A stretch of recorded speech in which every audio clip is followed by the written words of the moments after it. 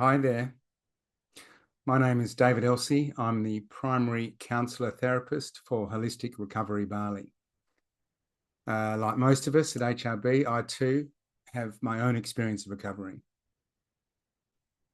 So today I'd like to speak to the still suffering addict and to you, the concerned family member or friend who's watching this. If you love someone with an addiction, you know the pain, the fear, the exhaustion. Questions that never seem to have answers. You're not alone. And the questions you're asking, they're the right questions. This little short video is for you. Over the next 10 or so minutes, I'm going to address the questions families ask us most often. Not with simple answers, because there aren't any, but with honest information that can help you navigate this journey. I'll cover 4 areas: understanding what's actually happening with addiction, what treatment looks like and what to expect, and what you can or can't control, what you can do or can't control, and how to take care of yourself through all of this. We forget about that bit. Let's start with the question that hurts the most. Why can't they just stop if they love us? This question carries so much pain, the fear underneath it. If they really loved me, they'd choose me over the substance.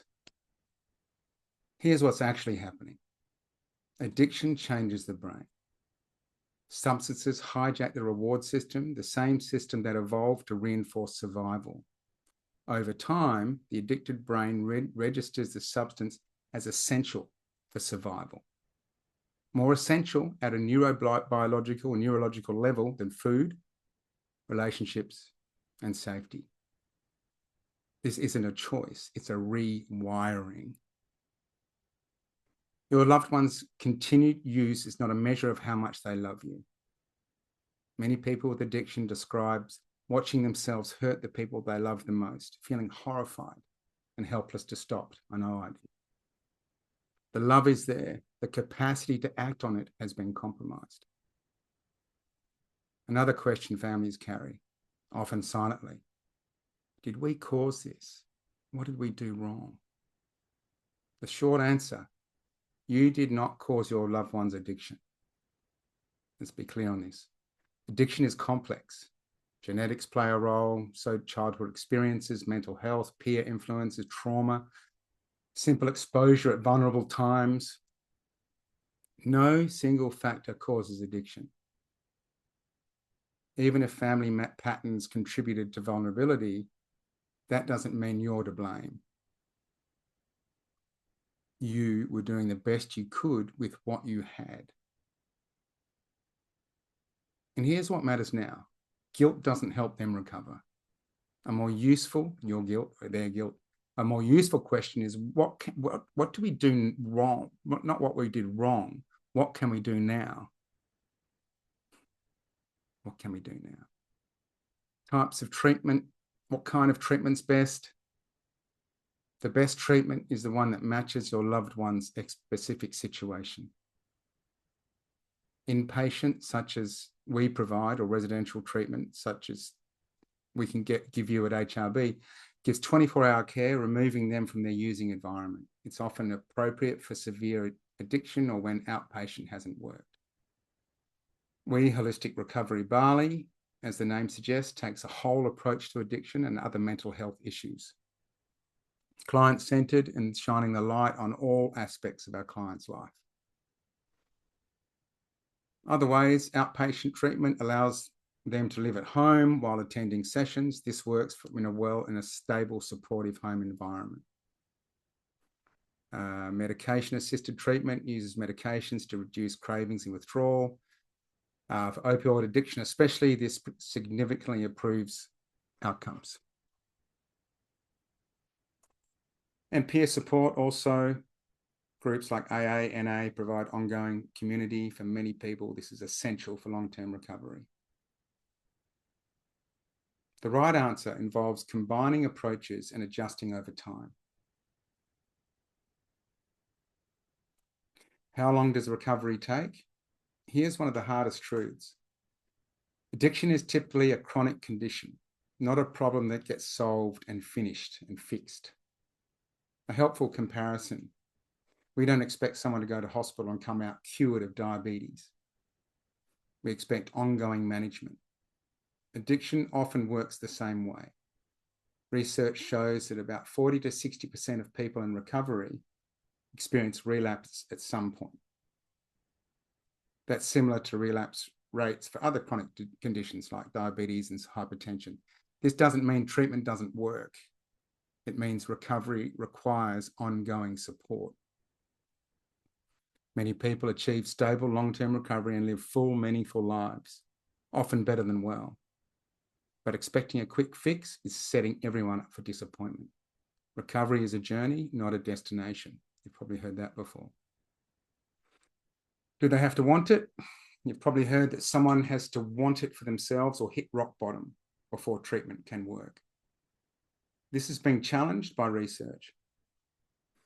Studies show that people who enter treatment under external pressure from courts, employers, or families have similar outcomes to those that enter voluntarily. The motivation that matters can develop during treatment, not just before it. This doesn't mean forcing someone into treatment, but it does mean you don't have to wait passively for them to decide to change.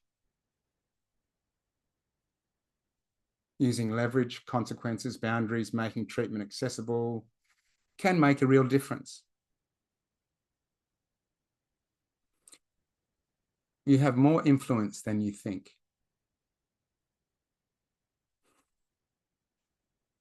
So, one of the hardest questions, what's the difference between helping and enabling?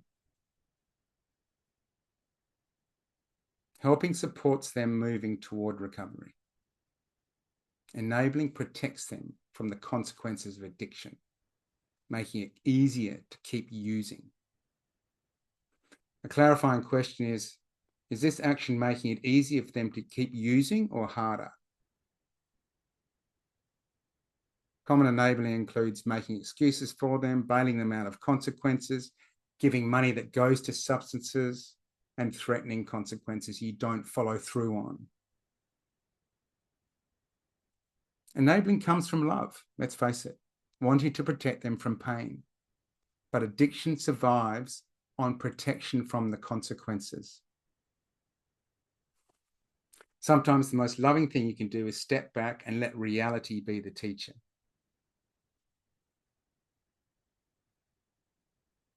Now, how can I talk to my addict?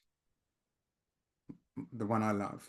Choose your timing, not when they're intoxicated, not when you're furious, and wait for a moment when real conversation is possible.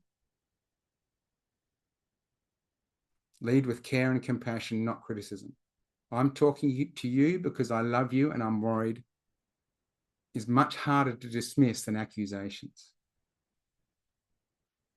Be specific, describe what you've observed and how it affected you. Avoid you always and you never.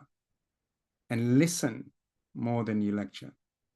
You already know your concerns. You don't know their experiences or their experience. Listening is really important. And sometimes being heard is the one thing that opens a door. So taking care of yourself. Living with a loved one's addiction is traumatic. There's no denying it. Chronic stress, fear, grief, it takes a toll on you. Your suffering matters too. Seek your own support. Groups like Al-Anon and Nar-Anon connect you with people who understand. Therapy can help you process what you're going through also. Practice accepting what you cannot control. You cannot control whether they use. You cannot force them to change. What you can control is your own behavior, your boundaries, and how you care for yourself. Maintaining your own life, keep working, seeing friends, doing things that matter to you. This isn't selfish. It's absolutely necessary. You cannot pour from an empty cup. Grief and hope is something families really say aloud. There's grief loving someone with an addiction, grief for who they were before, for the relationship you expected, for the future you imagined.